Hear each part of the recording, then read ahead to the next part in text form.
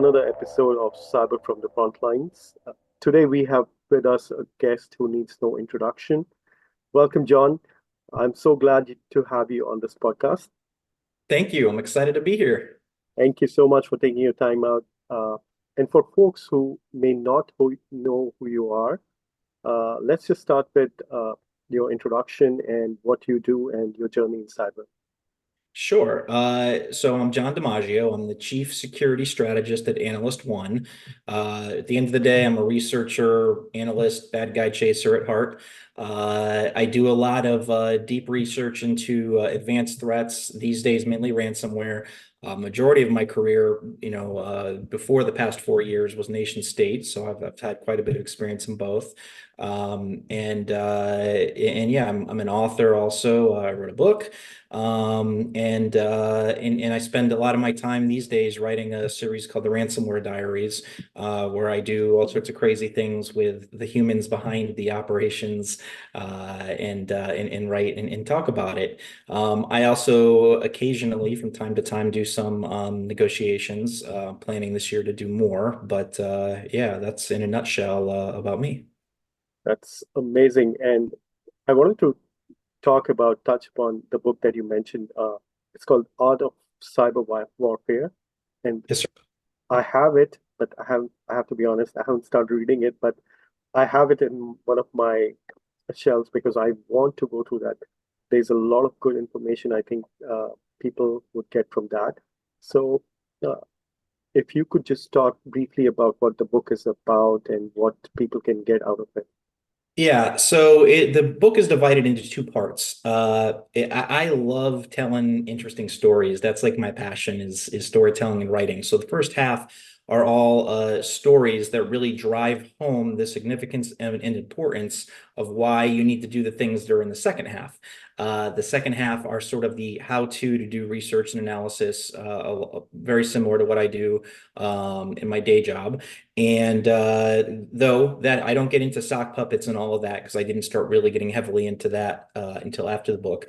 But the book has some ransomware, a lot of nation state. The first half of the stories, a lot of them I worked for the US government at the time. So even though I'm telling the story, I can only tell certain parts of it and I can't say like I did X, Y, or Z, but I give you a lot of good details of those stories, even though I can't necessarily call out my part and talk about how nation state attackers were able to successfully compromise strategic, well defended targets and where the mistakes were made and how it can be prevented. And that just sort of leads up into the rest of it. My favorite chapter, though, the whole book is the attribution chapter. That's near and dear to my heart. It talks about how to do proper analytical attribution. It talks about the pitfalls, the do's and don'ts, where you'll make mistakes, things of that nature. And then I wrap the whole thing up with a use case. Both the book won the 2022 SANS Difference Makers Award for Cybersecurity Book of the Year, and then this year, amazingly, I feel very blessed and lucky. The Ransomware Diaries won that same award, so it's been a good couple of years with the work and the research and the content. That's fantastic. And I go through diaries a lot, considering my role, and there's so much insight into what I can get from those different parts. I think you have this. You are now at part seven, I guess. Uh, Yeah, what makes that so amazing, not that the other work that I've done, it's not, this is my favorite work, but my other work was interesting, and my other work's a lot of pure CTI analytical work throughout most of my career. And this is really, I get to have some creative fun, which is why I'll pretend to be other people and I'll go out and talk to the actual attackers, the people they're friends with, the people who work for them. I'll talk to them also as me, and I'll look at all the differences. I'll get all the human intelligence, and then I just wrap that up with all the CTI data, do some analysis, and start writing what I found, but tell a good story while I did it. And I think that's why it's had success, is because of the storytelling and all the human interaction. Just it adds so much yeah, drama and interesting aspects, and it tells you the behind the scenes, where often this event will have taken place and we won't know why, and I'll find out why through the people, the human intelligence aspect, and it just really makes for a good story. absolutely, it really does. And I uh, I remember reading through one of your diaries on Lockbit Sub. Mhm. Was a very good read. Thoroughly enjoyed that. Thank you. Thank you. Yeah, that And was a fun for sure. yeah, it definitely was. Uh, and you mentioned attribution. That is something close to my heart as well. So I'm going to make sure I read the chapter sooner than later. Now that you have mentioned that, so that's really good. Great. Yeah, we've gotten really in the habit in the industry of doing this take my word for it attribution. And coming from a formal government background where I went through, real intelligence analysis, not even to do with cyber, but just how to do strategic analysis and how to use different frameworks to make sure you're not making assumptions or Yeah, using emotions or making mistakes. And I feel like a lot of the stuff we see today that is not done in an analytical methodology, and it's just sort of shooting from the hip. Oh, I think it's this person. Yeah, I'm gonna tell you it is, but I'm not gonna provide any evidence, and we're gonna put this out there. And I think that that's something that causes a lot of problems and often causes misattribution, and then that's a snowball effect where it continues. Once it's out there, you can't really take it back. yeah, I agree. Ooh, and you also featured on ABC, 60 Minutes, and I think the your topic essentially you talked about scattered spider, if I'm not wrong. Yeah, so that was interesting. I originally went on there to talk about Lockbit, and then the show kind of changed direction. So I did two actual recordings with them. The one that was live on the show, and then they took a separate interview that was about Lockbit that they did on what they called 60 Minutes Overtime. But yeah, so on that, they were asking different elements because I've done a lot of the human infiltration. They were asking questions about my experiences and what the people are like and how I was able to get in with them and how I was able to deceive them and all that sort of stuff. So it was a really interesting fun talk, to especially getting to talk to like Bill Whitaker and people that you normally only see on TV. It was a very surreal experience. I feel very lucky that they thought highly enough to bring me on. But I had it was amazing time and a great a great time checking off that from the bucket list because I didn't think that was something that would ever happen, and it was really amazing. It definitely was really nice. And recently, you were also on the Ransomware Summit as a keynote speaker. I heard that talk as well. Very good talk, and Thank loved you. listening to you. Thank you. I appreciate it. I love talking about this stuff. I was an engineer and this was my hobby. And I'm fortunate enough that this, became my job. And, I really truly do enjoy the work that I do. If I won the lottery tomorrow, I would still do this work. Like it is my passion in life. They always say you won't be on your deathbed wishing that you worked more. I am, my life is fulfilled because I enjoy my work so much. It's such a rewarding thing for me. So I truly enjoy doing it, talking about it, sharing my experiences, and learning from others. So I just appreciate you having me on. Nice, absolutely. So, uh, just pivoting towards cybercrime, if you could give us an overview on the current state of cybercrime industry and how it has evolved over the past, say, like 5, 7 years. Yeah, well, I mean, with cybercrime, obviously there's more than just ransomware, but ransomware has dominated the cybercrime landscape. That seems to be the biggest draw, and it's also causing the most problems. Threat actors have gone to that because of the ability to do a little bit of work and get very large payouts. What's interesting though is things have evolved. We've been seeing victims are paying less, but because of that, now I see threat actors asking for more. So it's an interesting Ah, dynamic. One of the things that happened last year, this is specific to Lockbit, but they had one of the highest volume attack years that they've had. And, their revenue, the leader of the gang was complaining to me that their revenue wasn't where he wanted it to be. And, he just felt that he had a lot of younger, really talented hackers that were good at committing cyber crimes, but were not good at talking to people and doing the negotiations. Mm. And that was a challenge for them. So, just like we have our challenges as defenders and threat hunters and analysts, it's funny when I talk to these guys to hear how they, when they treat it like a business, and to hear how they have, what they consider to be these similar legitimate problems and how they address it. Yeah, sounds like a usual uh, issues in industry as well, right? So Yes, they kind of yes. operate. Just different um, perspective, but yeah, yes. pretty cool. So, just pivoting on that, what are the main actors you are seeing in the cybercrime world, be it ransomware or non-ransomware actors? Well, it's been a big year, and we've seen some of the big players either disappear or sort of move in their positions. Up until a couple months ago, one of the largest players has been Black Cat, and also known as Alfie. And they're the ones that worked with the Scattered Spider affiliate group to target the MGM and things like that. That's just, they've done a lot more, but that's the one everybody knows them for. But they've been around for a long time. They used other names previously. They go way back to 2000 and 2021 when they hit the Colonial Pipeline, and they've rebranded several times. They've not only been one of the top gangs, but they really sort of escalated and pushed the bar on what they did with victims, and they did some really terrible things. They did things like trying to maneuver into some of the execs' phones and threatening to release, pictures of their families or pictures of them, if they're in bathing suits, things like that, or things that you wouldn't necessarily want all your peers looking at, and things that we don't normally see from ransomware.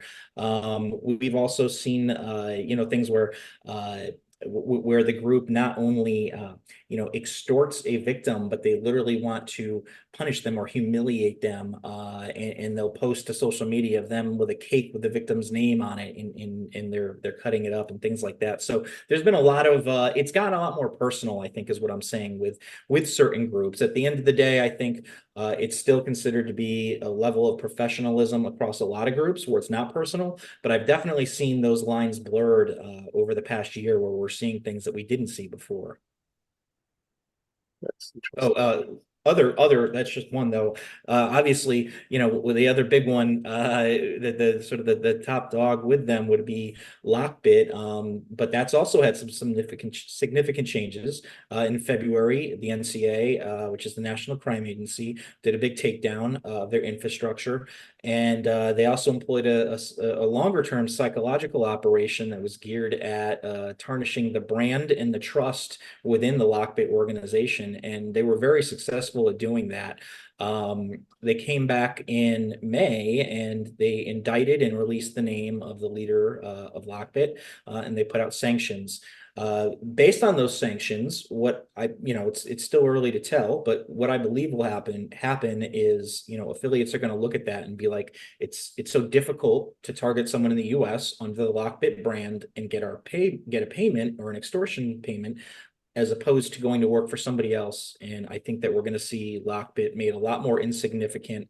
Time will tell, but that's what should happen with these sanctions. But those have been the two really big ones. And I think what's really important to highlight is that, when you get to the top now, law enforcement has really dedicated a lot of resources and time, and they're going to go after these groups.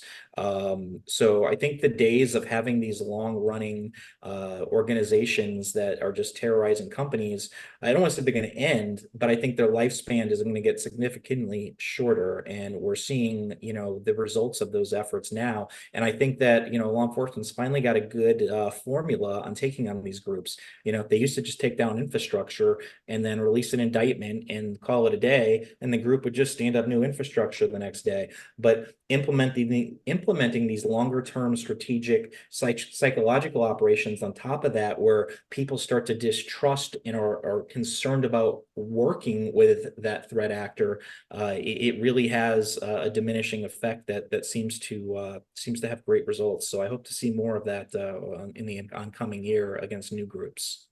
That's really good to know, and that's like taking it to the next level. And hopefully, we, as you said, we will see less of this as we go along. You talked about Black Cat Alpha, and they're an interesting group because recently they did an exit scam on the Change Healthcare, and then there was another group that came out of it, Ransom Hub. Yep.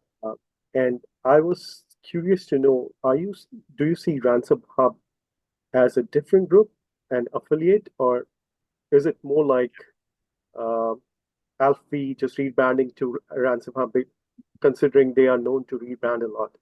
Yeah, my professional opinion is it's too early for anybody to say that Ransom Hub is a rebrand of Black Cat. I have heard some researchers that have said that, and I'm the type of researcher where I like to wait and have some evidence to back up what I say. And right now the evidence is more circumstantial.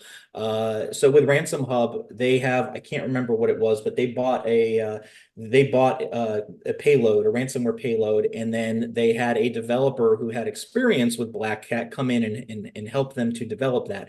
So because of that, you do see a small percentage of the code of their builder has some similarities with what we saw with Black Hat, but it is not a one-for-one new group.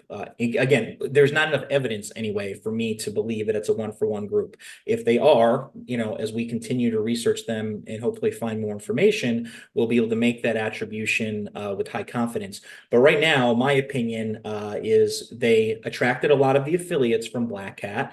They got some of the personnel, like people who work with development with Black Hat, and the payload that they use has similarities. And because the affiliates used to work for them, or many of the affiliates, you see a lot of tactics that are similar.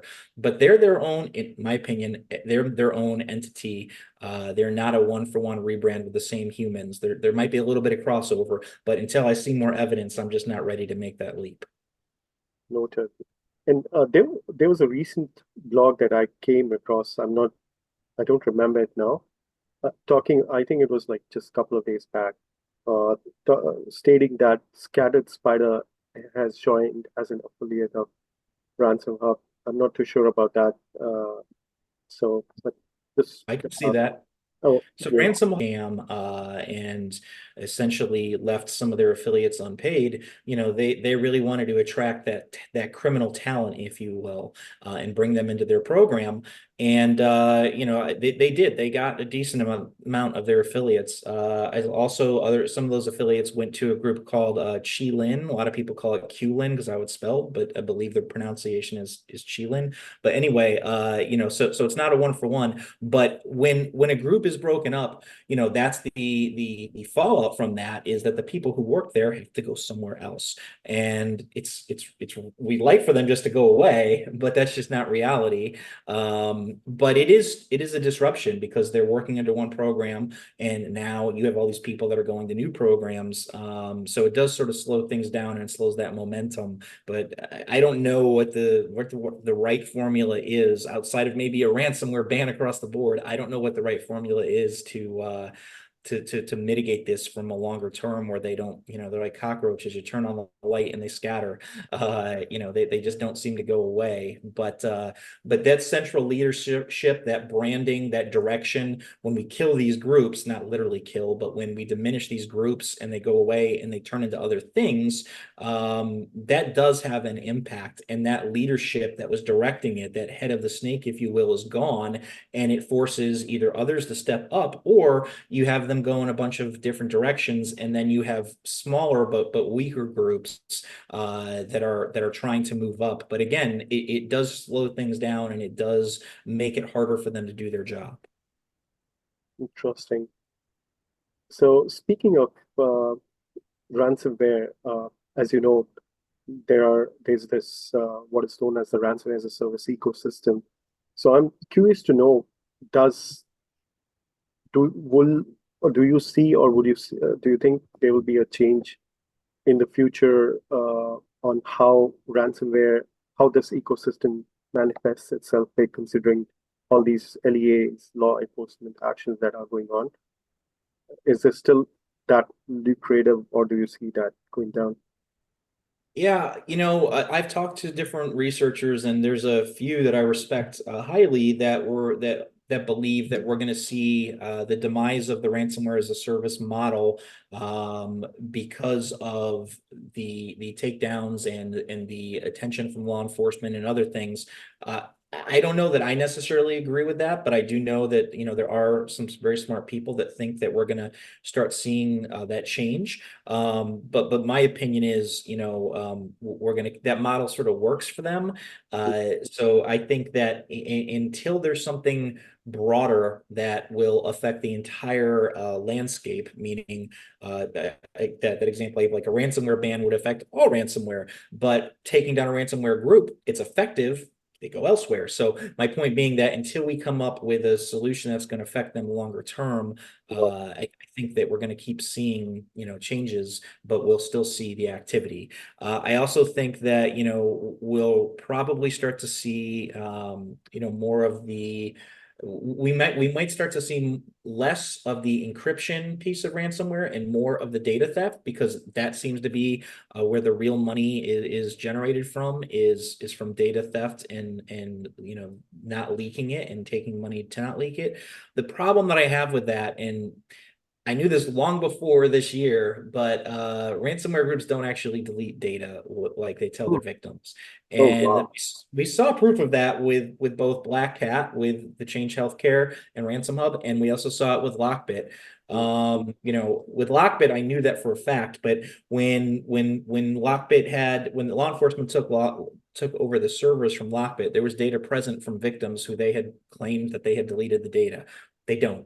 Victims need to realize they're paying to not have that data leaked today. It doesn't mean it's not going to get resold later. It doesn't mean that you won't be extorted again, which is what we saw when Black Cat extorted Change Healthcare, and they allegedly paid the 22 million. And then when Black Cat went away and that affiliate went to Ransom Hub, and they proceeded to ransom them again, and Change Healthcare again is alleged to have paid a second time to not have that data leaked. And I think we're going to see that problem only increase and not decrease, because you're literally taking the word of a criminal that is saying, you pay me this money, I'm going to get rid of it. And that might be true for the ones that don't want their reputation to be tarnished, because they want victims to feel comfortable with paying it. But when things go wrong and groups are taken down, or there's fallouts within the gang and somebody isn't paid, those are all the scenarios where you'll see something like this happen. Fortunately, it doesn't happen often, but I do think we'll see it again. Wow, that's really mind-boggling. Right. Yeah, it's a problem. All right, so we talked a bit briefly about negotiation tactics. So I was wondering, what are the typical steps involved in ransomware negotiations, and who usually conducts these negotiations? Well, I mean, obviously, any company that's really concerned about it is going to bring in an actual negotiator, and these days most do, especially when you're talking about large amounts of money. Ransomware gangs, on the other hand, hate negotiators. And it's almost like this game where they'll say, we won't work with negotiators. They know you're a negotiator, you know you're a negotiator, and you pretend that you're like somebody from the IT department or something like that. They know you're lying, you know you're lying, but it's this ridiculous game that we play. And it's funny to me, because what's the point? We both know you're the criminal and I'm a negotiator. A company who's looking at losing millions of dollars isn't going to just wing it and throw in, Paul from the help desk to try and figure this out. But that's the game we play, is establishing these roles, if you will, in the dialogue early on, and then we begin sort of that negotiation process.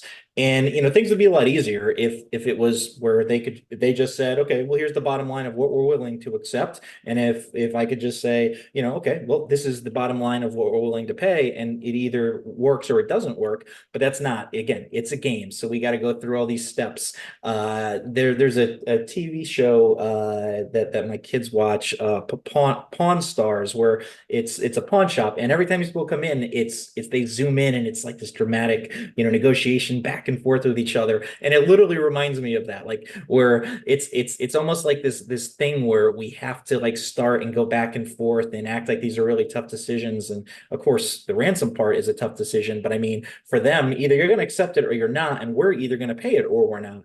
So it would just be a lot easier if we could just cut that out. But it's this game that we play, and they're going to come up with this crazy high number, and we're going to come with this crazy low number, and if it's going to happen, it's somewhere in the middle. Personally, my favorite situation is where companies decide not to pay, even if that means less paid work on my end. But every time that I understand why companies pay, because you don't want to have your intellectual property that could damage a company released, or you don't want to have to lay off a bunch of your people because you've got all these lawsuits and you're not making enough money anymore, or whatever it might be. I understand those situations. But there are other situations where, an insurance company will come in and they'll look at it because they have a policy, and they'll say, okay, well, it's going to cost us, $1.5 million to pay this ransom, or it's going to cost us 10 million to rebuild and recover. We're just going to pay that ransom. And the problem with that is, whenever you feed money back into the ecosystem, it goes to more than just ransomware.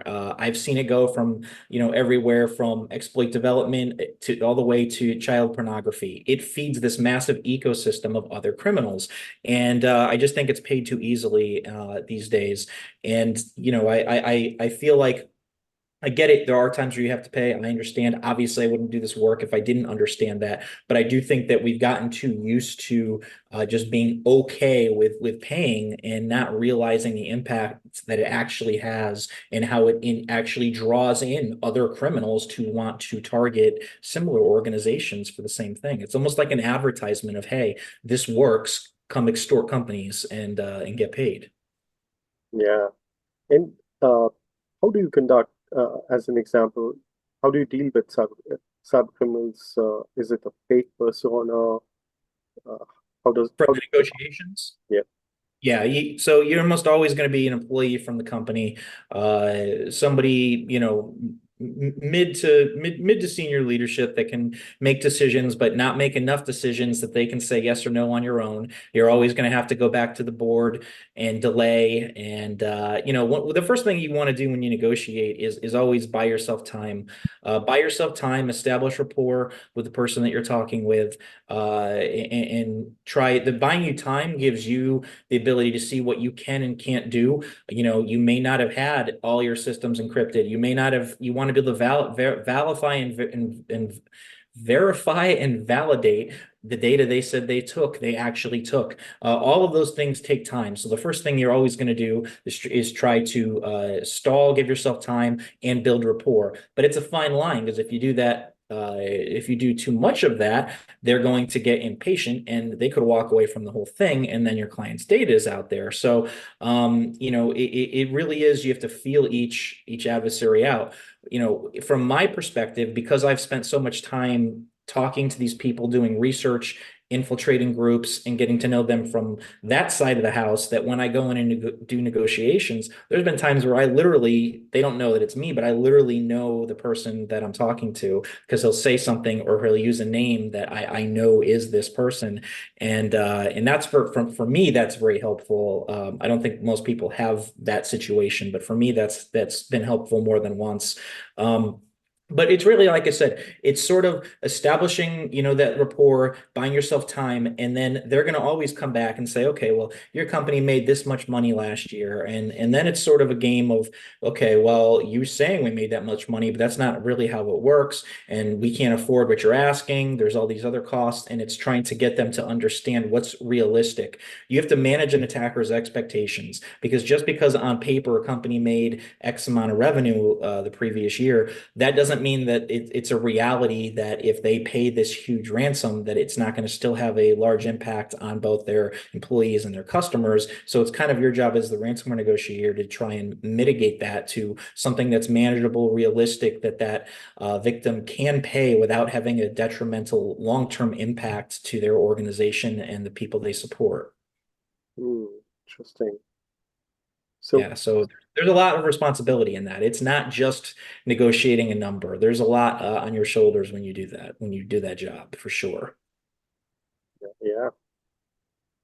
So from a prevention and mitigation perspective, uh, if we what are the best practices that you tell your customers or organizations for preventing such kind of attacks?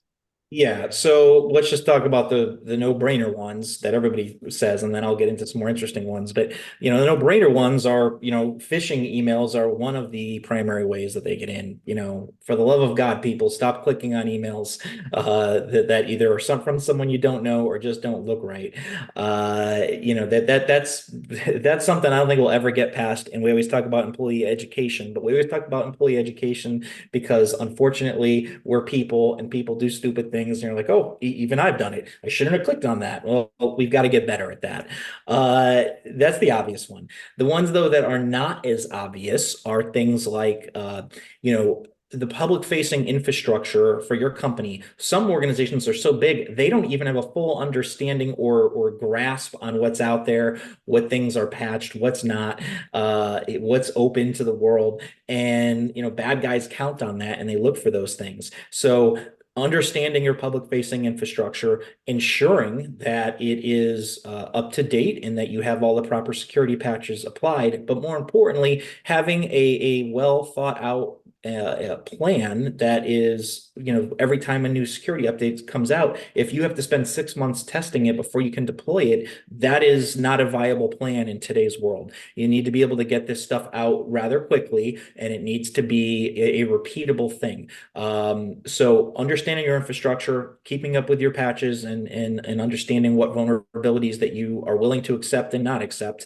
And then a third one that I've also seen quite a bit that's been exploited are default credentials. So it's amazing to me some of the very well-known big companies that are out there that have deployed public-facing infrastructure that still have default credentials. And what I mean by that is vendors will sell you equipment, and to set it up properly, they'll come with these default credentials to make it easy for you to log in and configure. Well, administrators sometimes forget to turn those off, and they deploy the equipment live, and that is just waiting for someone to come in and exploit. That happened to a company that was affiliated with SpaceX, and that's actually how bad guys got engineering diagrams for equipment that went into to SpaceX rockets. And it was because one of their contractors had that exact situation where they had password 123 as in user as the credentials, and they walked right in. So all of those things are important. That same example, you also need to not just be secure yourself, but you need to understand who you have trusted relationships with. I could have the most secure company in the world, but if I have a trusted relationship with another company who's partnering with me and they have a poor cyber hygiene, an adversary will get into their environment and then walk through the front door of mine. So it's very important to have that larger scale understanding of not just your infrastructure, but the relationships you have with business partners and what access that they have. All of those are very important. And then the last thing is the day you have a ransomware attack should not be the first time you're thinking about it. Tabletop games where you actually have the whole company involved and or at least key elements of the company involved, where you have SOPs, you have plans, you have responses ready, and you do these preparation readiness activities where you go through what would happen if you were really being attacked in those exercises, so that when it actually happens, it's not the first time you're doing it. You know how you're going to respond. You know who's going to do what responsibilities fall on what people and departments and things of that nature, and you can execute it effectively. That will make a big difference in how damaging these attacks are, and far too few companies are willing to spend the time and money to do that.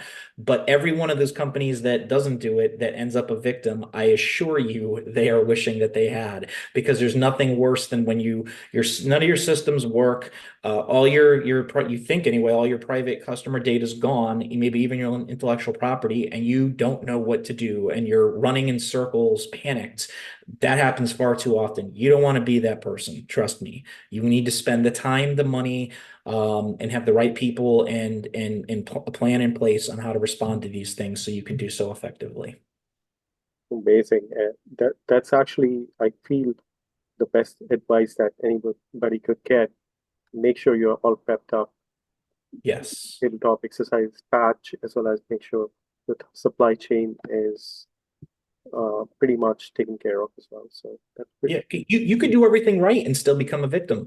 There is no shame in becoming a victim to ransomware or being hacked. Where the shame is in how, when you handle it incorrectly. There is nothing that gets me more upset than when I see companies that lie and say, "Oh, well, we didn't get compromised," and then their data is leaked and their customers are effective, and they slowly release information with their own narrative to try and save face from a PR perspective, when in reality it's the employees and their customers who are getting hurt worse because they're more worried about how it's going to look publicly.